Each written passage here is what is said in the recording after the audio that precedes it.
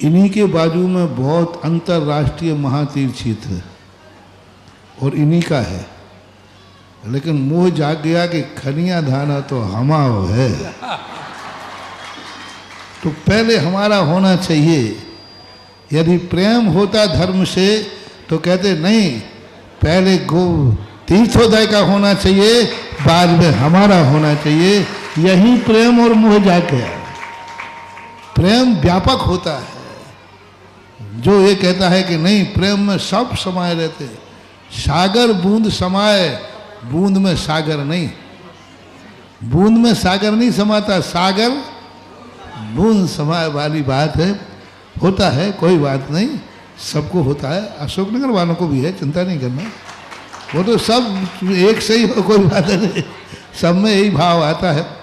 इन्होंने भी यही कहा कि सबसे पहले कोई मुहूर्त निकले तो अशोकनगर का निकले, कोई बात नहीं, सबकी भावनाएं पूरी हों, मैं तो यही भावना भरता हूँ। शक्ति से अधिक दान देना उतना घातक नहीं है, क्योंकि लोग आज प्रातः काल का ही प्रवचन था, शक्ति से अधिक जब पाप कर सकते हैं तो शक्ति से अधिक धर्म क्यों नहीं। जब शक्ति से अधिक जुआ खेल सकते हैं तो शक्ति से अधिक दान क्यों नहीं। जब जुआ में जायदाद इंद्रप्रस्थ बिक सकता है, पांडव दास बन सकते हैं, पांडवों को वनवास मिल सकता है, तो फिर दान में कोई रोड पे आ जाए तो कौन सी बड़ी बात है। आया नहीं है, बता रहा हूं। तो पाप भी तो लोग शक्ति से ज्यादा कर रहे हैं। आज कौन व्यक्ति है जो शक्ति से ज्यादा पाप नहीं कर रहा है। मन में इतने बुरी बातें सोचने की ताकत नहीं है, लेकिन मन की शक्ति से ज्यादा लोग बुरा सोच रहे हैं। और वो टेंशन कर रहे हैं कि नहीं, क्षमता नहीं है अब सहन करने की मस्तिष्क में, लेकिन फिर भी टेंशन, फिर भी बुरे विचार। शक्ति से बाहर जब बुरा विचार आ सकता है तो शक्ति से बाहर मन में अच्छा विचार क्यों नहीं।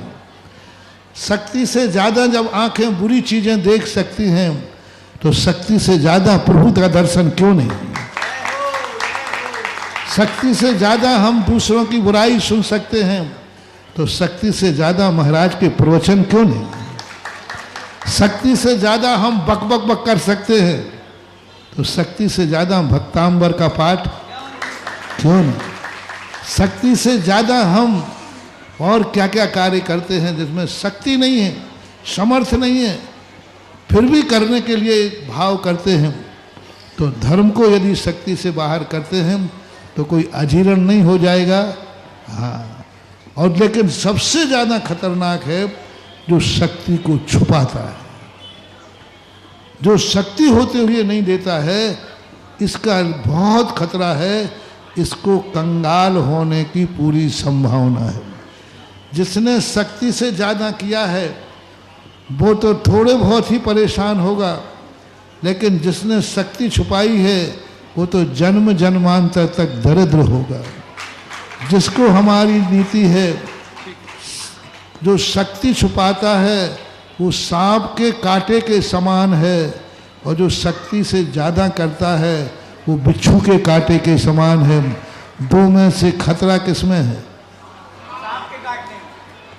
सांप के काटने में खतरा है, बिच्छू के काटने में नहीं। 24 घंटे के अंदर बिच्छू का जहर अपने आप उतर जाता है, लेकिन सांप का कांटा ठंडा पड़ जाता है, बहुत कठिन होता है।